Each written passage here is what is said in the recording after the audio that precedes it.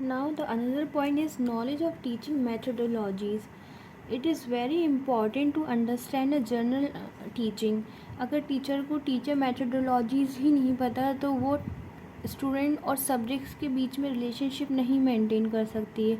इसलिए टीचर को डिसाइड करना है कि वो किस तरह से इस्टेब्लिश करेगी रिलेशनशिप को एक स्टूडेंट और सब्जेक्ट के बीच में, ताकि स्टूडेंट को सब्जेक्ट पढ़ने में, लिखने में, अंडरस्टैंड करने में इंटरेस्ट आए और इन फ्यूचर वो सब्जेक्ट से ही अपना करियर चूज़ कर सकता है. विदाउट दिस नॉलेज परहैप्स ही और may not be able to give an understanding of the subject. Now the fifth point is that knowledge of the subject to present a subject to student. That a teacher must know the method through which he is supposed to present the subject matter in his students. For example, अगर कोई teacher है जो science की है, science teacher को usually practical करके बताना पड़ता है.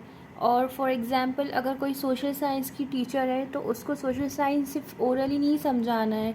ही और she should have make a some models and chart जिसके थ्रू वो हिस्ट्री समझा सके. जोग्राफ़ी के लिए वो मॉडल्स का यूज़ कर सकती है, ग्लोब यूज़ कर सकती है. इस तरह से क्या होता है, स्टूडेंट्स को इंटरेस्ट आता है और जब वो प्रैक्टिकली किसी चीज़ को देखते हैं तो वो ज़्यादा अंडरस्टैंड करते हैं. तो टीचर शुड नो कि कौन से मेथड को किस टॉपिक से समझाना है. And if he does not know about this matter he would be very difficult for him to make his student correctly know about a subject matter. Absolutely right. अगर teacher को ही नहीं पता कि वो किस मेथड से उस सब्जेक्ट को और उस टॉपिक को समझा सकता है तो it doesn't effect on students also. Now the another point is that knowledge of teaching method. अब टीचिंग मेथड्स की नॉलेज होनी चाहिए टीचर्स को. दैट्स वाई जब टीचर्स बीएड करते हैं, डीएलएड करते हैं, उनको एमएड करते हैं तो उनको ये टीचिंग मेथड सिखाए जाते हैं और इंटर्नशिप के दौरान उनको ये टीचिंग मेथड यूज़ करने को कहा जाता है. There are many teaching methods involved when the teacher wants to teach his students a particular subject, when he has to consider what should be the teaching method. जैसे कि हमने पहले point में पढ़ा था कि सब्जेक्ट पता होना चाहिए टीचर्स को कि किस तरह से मैथ कौन से सब्जेक्ट को किस मेथड से अंडरस्टैंड करवाना है. इसी तरह टीचिंग मेथड्स, सारे टीचिंग मेथड्स टीचर्स को पता होने चाहिए कि कौन सा टीचिंग मेथड कब हमें अप्लाई करना है. अब फॉर एग्ज़ाम्पल एक्सप्लेनरी मेथड है. अगर किसी टीचर को हिस्ट्री समझाना है तो वो हिस्ट्री को एक्सप्लेन कर सकती है. इवन चार्ट का यूज़ कर सकती है, फ्लो चार्ट बनाकर टाइमलाइन शो कर सकती है. क्लैरिफिकेशन मेथड है. डिस्क्रिप्टिव मेथड होता है, comparative method, story method, text book reading method and question answer method. I will make a new video for this and that I will explain the types of methods. Now there are many principles of teaching. A teacher must have knowledge about them. Now 7 point is that कि principle of teachings जो है उसकी knowledge होनी चाहिए teachers को. And child psychology एक subject है जिसमें हम बीएड और एमएड के टाइम पर पढ़ते हैं, तो इसकी नॉलेज बहुत इंपॉर्टेंट है टीचर्स के अंदर हो. He has to decide according to the tenets of the child psychology. जब हम चाइल्ड साइकोलॉजी पढ़ लेते हैं तो हम उसके हिसाब से मेथड्स, प्रिंसिपल्स हम यूज़ करते हैं, अप्लाई करते हैं चिल्ड्रन पर. If he does not take care of this fact, he would not able to make his teaching successful and meaningful. Absolutely right. अगर किसी टीचर को चाइल्ड साइकोलॉजी नहीं पढ़ी और वो चाइल्ड साइकोलॉजी के हिसाब से चीज़ों को अप्लाई नहीं करता है तो वो इन फ्यूचर एक सक्सेसफुल और मीनिंगफुल टीचर नहीं बन सकता.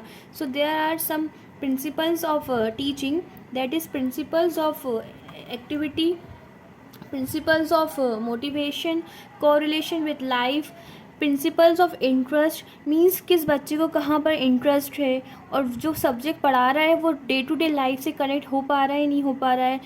उस प्रिंसिपल्स ऑफ मोटिवेशन, टीचर जो पढ़ा रही है, जो क्लास में बिहेव कर रही है, उसकी पर्सनैलिटी से स्टूडेंट मोटिवेट हो रहा है कि नहीं हो रहा है और किस टाइप की एक्टिविटीज़ कराई जा रही हैं, that come under principle of activities. Then fix objective, then principle of selections, principle of planning, principle of individual dissimilarities, and principle of division also, and principle of repetition is also there. If somebody is having problem to understand that topic, the teacher का काम है कि वो repeat करे, उस चीज़ को revise करवाए, repeat करवाए अंटिल स्टूडेंट को समझ में ना आए जब तक। Principle of entertainment also is there, some kind of activities ऐसी कंडक्ट कराई जाए जिसमें स्टूडेंट को फ़न भी हो और वो इंटरेस्ट के साथ पढ़ाई भी करे। So these are principles which apply in schools. Now, knowledge of teaching formula. Teaching formulas are the method through which the task of teaching proceed ahead. It means कि teaching formulas बनाए गए हैं जिससे teaching process को हम आगे लेके जा सकते हैं. All these formulas are based on experiences and have to be used with a great care. Now the formulas are from known to unknown. It means for example अगर कोई टीचर है जोग्राफ़ी की, अब वो सब टॉपिक लेती है अर्थ, तो वो एकदम क्लास में जाके डायरेक्टली अर्थ के बारे में बताना शुरू नहीं कर देगी. वो पहले ये देखेगी कि कितना स्टूडेंट को अर्थ से रिलेटेड नॉलेज है, तो वो नोन टू अननोन के अंदर आएगा. फॉर एग्ज़ाम्पल वो पूछेगी कि हम कहाँ रहते हैं, where we live. Students reply देंगे कि हम अर्थ पे रहते हैं. फिर हम टीचर पूछ सकती है कि अर्थ की पोजीशन क्या है, अर्थ पे क्या क्या है, किस तरह का लैंडस्केप है अर्थ में. तो इससे क्या होगा, टीचर्स के पास नॉलेज आ जाएगी, इन्फॉर्मेशन आ जाएगी कि कितना स्टूडेंट के पास नॉलेज है. Now from easy too difficult, ऐसा नहीं है कि फ़ौरन डिफ़िकल्ट हम क्वेश्चंस और या डिफ़िकल्ट हम एक्सप्लेनेशन करने लगेंगे. पहले हम इजी टू डिफ़िकल्ट में जाएंगे. सिंपल टू कॉम्प्लेक्स होगा, देन जनरल टू पर्टिकुलर होगा, टोटल टू पार्ट होगा. पहले हम होल में समझाएंगे, फिर उसको हम पार्ट में डिवाइड करेंगे. अनसर्टेन टू सर्टेन होगा, ओवर टू कवर्ड होगा, स्पेशल टू जनरल में जाएंगे, एनालिसिस टू सिंथेसिस पे जाएगा, देन साइकोलॉजी टू रीजनिंग में जाएंगे.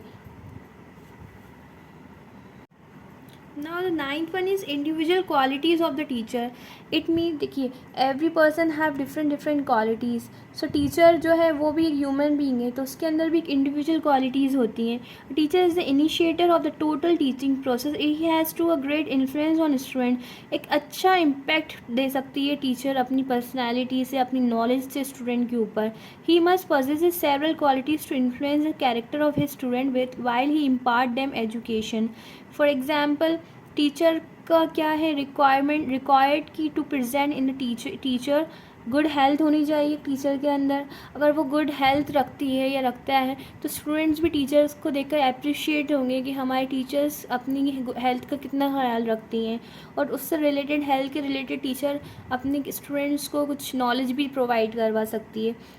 Ability to enthusiasm, teacher should be optimist. Enthusiasm होनी चाहिए, ना कि नेगेटिव वे में स्टूडेंट्स के सामने अपनी लाइफ या अपनी चीज़ को समझाए. सिंपल बट टेस्टफुल ड्रेस होना चाहिए. Teacher should B teacher is like a mother and father. So teacher का जो ड्रेसिंग सेंस है ना, वो ऐसा नहीं होना चाहिए कि स्टूडेंट्स उसको नॉर्मल टीचर को ड्रेसिंग सेंस देख कर नॉर्मल बिहेव करें कि they are like our friend colleague, unusual dress पहनकर स्टूडेंट के सामने जाएं. एक सिंपल सा टेस्टफुल ड्रेस होना चाहिए. Justice and impartiality, teacher should be a justice. Teacher के अंदर इक्वालिटी, एम्पैथी, ये सब होना चाहिए. सेल्फ कॉन्फिडेंस तो ऑफकोर्स होना चाहिए. टीचर के अंदर सेल्फ कॉन्फिडेंस होगा तभी वो स्टूडेंट्स के अंदर सेल्फ कॉन्फिडेंस डाल पाएगी. चीयरफुलनेस होनी चाहिए. ऐसा नहीं है कि अगर कोई स्टूडेंट किसी सब्जेक्ट में वीक है तो उसको वो इंसल्ट करे, उसको चीयरफुलनेस वे में समझाए, अंडरस्टैंड करे कि आप और अच्छा कर सकते हैं. दैट्स वाई अब हमारे जो रिपोर्ट कार्ड है उसमें फेल वर्ड यूज़ नहीं होता है. Instead of fail word teacher use improvement.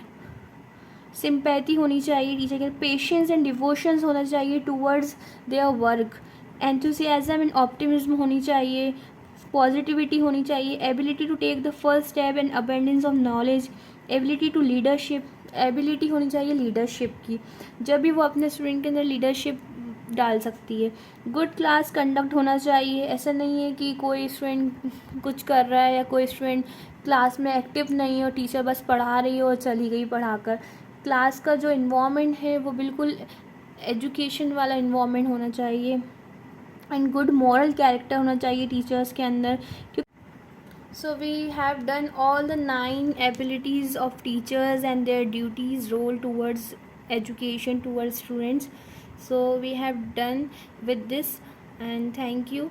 And I will upload next video, and which is related to some development and landmarks which is done in India for improving education system. Thank you.